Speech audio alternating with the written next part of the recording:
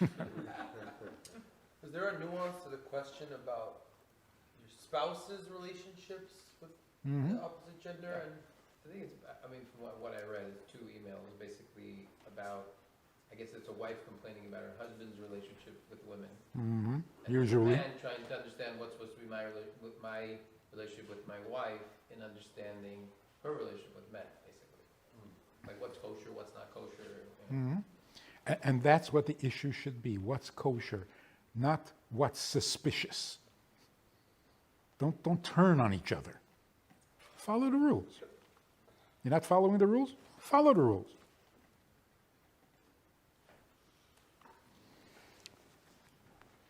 I had an interesting experience when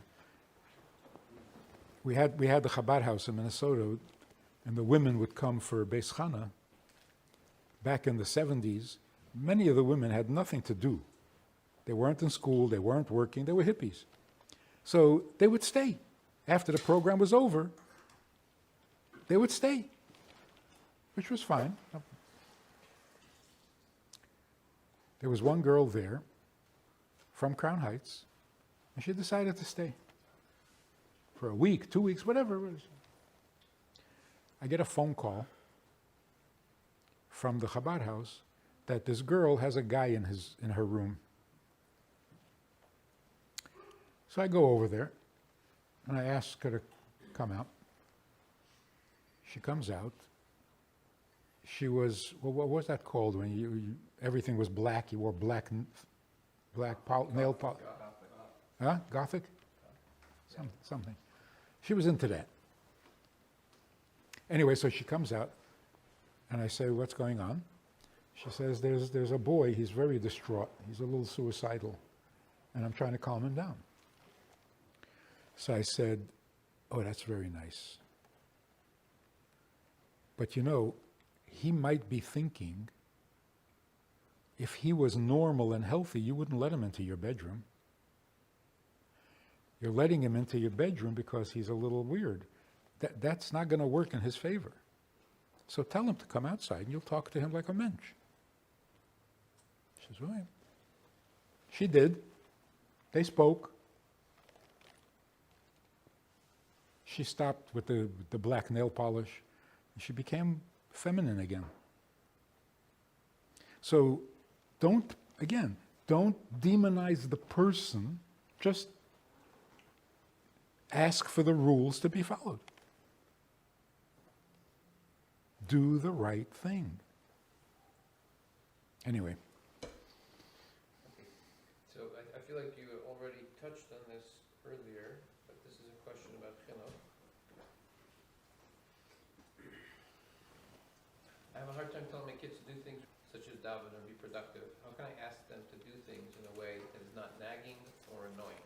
So, not nagging and not annoying can be worded a little differently. Don't push. Don't push kids to do anything. Pushing means you're standing behind him, pushing him forward. Don't push. Pull. Never from behind. I'm going to shul. You want to come with me? I'm going to bench now. You want to bench with me? Never push. Go bench.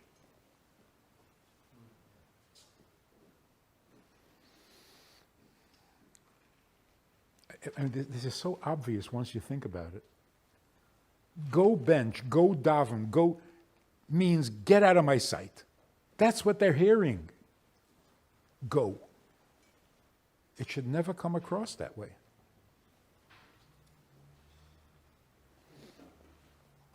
And that means that if you're not benching, don't tell your kid to bench.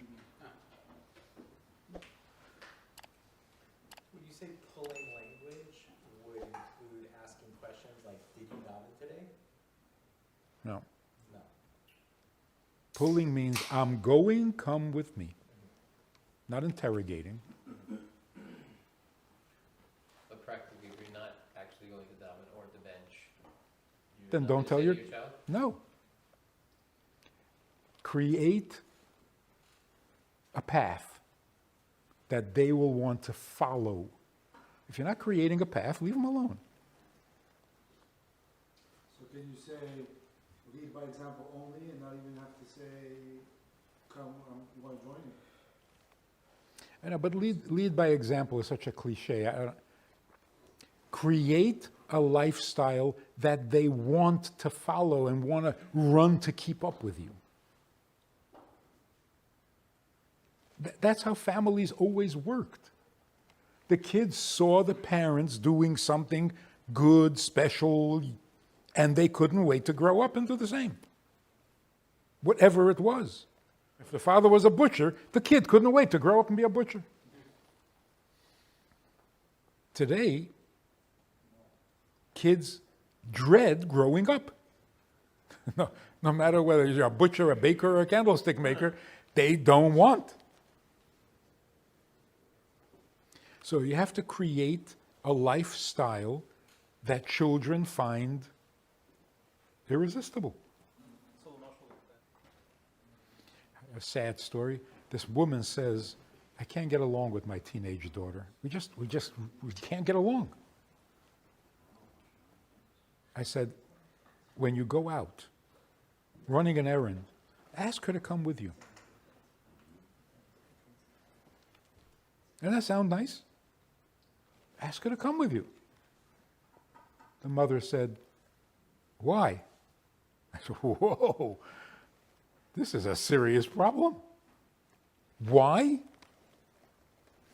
I said, just to be together. You can be apart or you can be together. She says, well, what will we talk about? You have to prepare a speech for your daughter? You see what's going on here? I don't know whose fault it is. I don't know who started this, but look at what's going on. She's uncomfortable with her daughter's presence. What do you think the daughter is thinking? She hates me, I'm adopted, the whole thing. She doesn't even want me around her.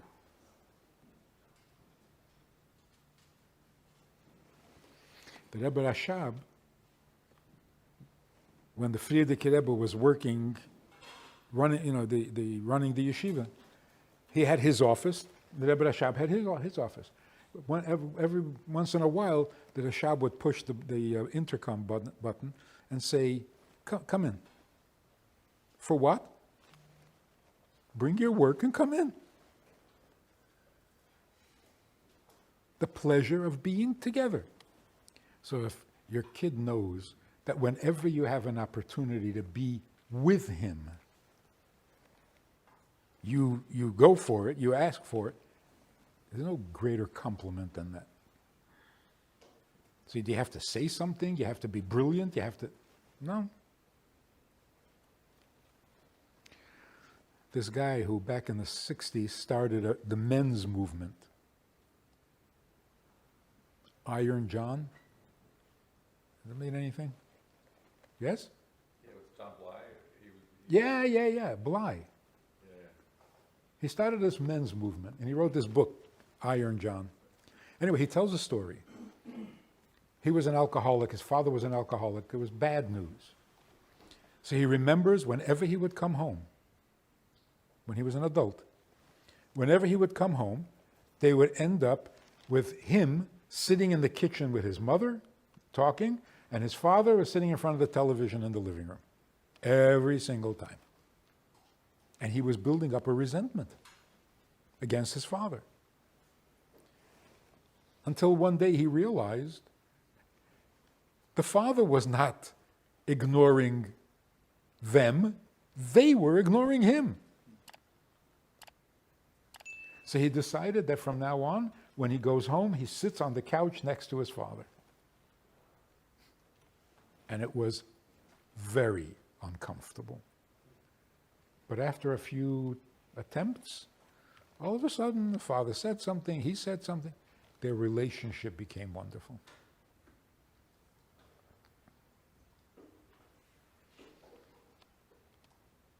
If you find yourself avoiding your kid, fix it. Don't expect him to fix it. If you enjoyed this conversation or this topic, and you're looking for more information, or you want to hear it again from another angle, there's a way to do that. And that is in this book. It's all there. Order it from Amazon. You can read it, reread it, and share it.